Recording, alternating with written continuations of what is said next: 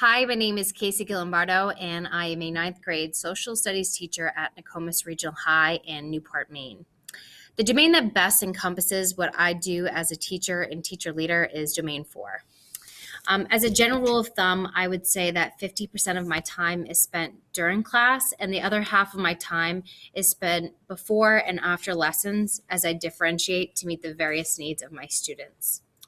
The first thing that I do at the beginning of the school year is analyze the assessment results of my students in order to better understand them.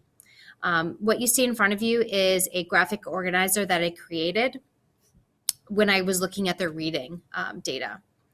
By looking at the makeup of each class, it allows me not only to identify what I can do to help each student, but also how I can use homogeneous and heterogeneous groupings to support their learning.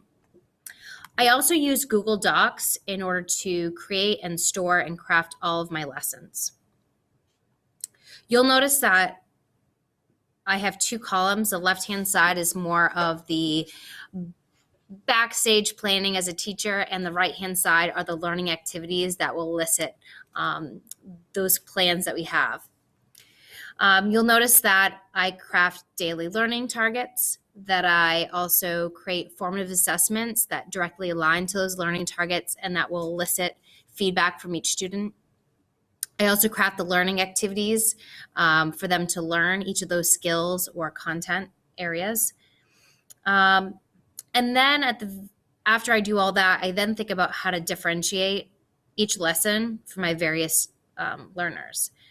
Questions that I consider are, did I provide choice today?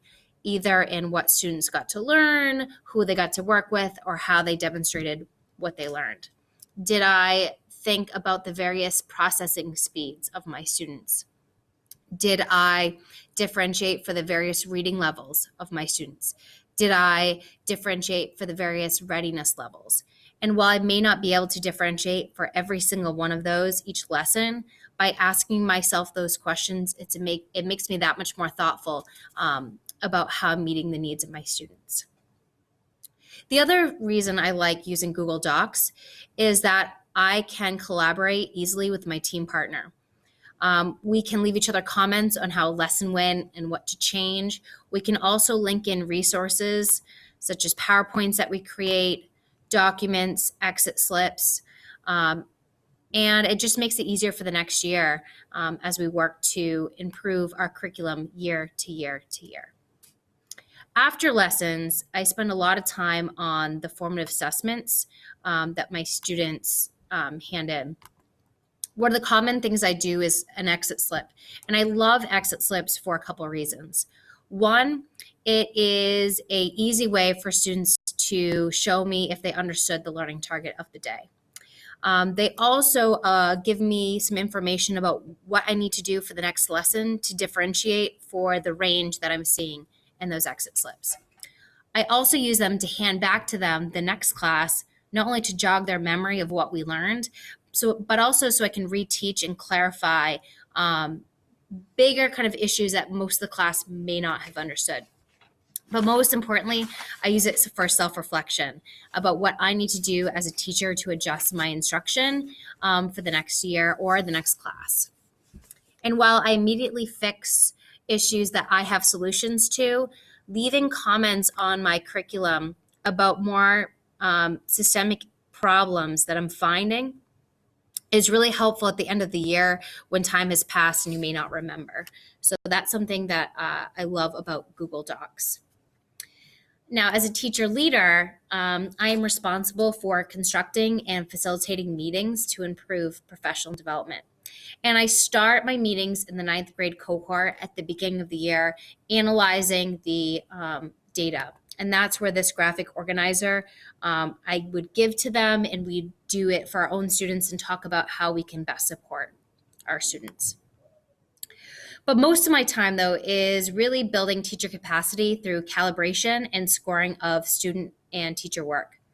And so therefore, one of the most important things that I need to do as a facilitator is create a safe and honest environment for honest conversations for peer feedback. And you'll notice that all of my agendas have built-in norms that we spend time at the beginning of each class going. And similar to my reflective practice as a teacher, I need to be as reflective and thoughtful in planning my agendas for my colleagues and differentiating the meetings so that each teacher is walking away feeling like their time is well spent. So besides sharing of student and teacher work for peer feedback, another aspect of being a teacher leader in Domain 4 is continuous improvement. And what I like to do is use research and best practices. And so I'll embed videos and text and resources or model strategies for colleagues. If you look at this particular agenda, we are having teachers learn about a new strategy and be able to model it.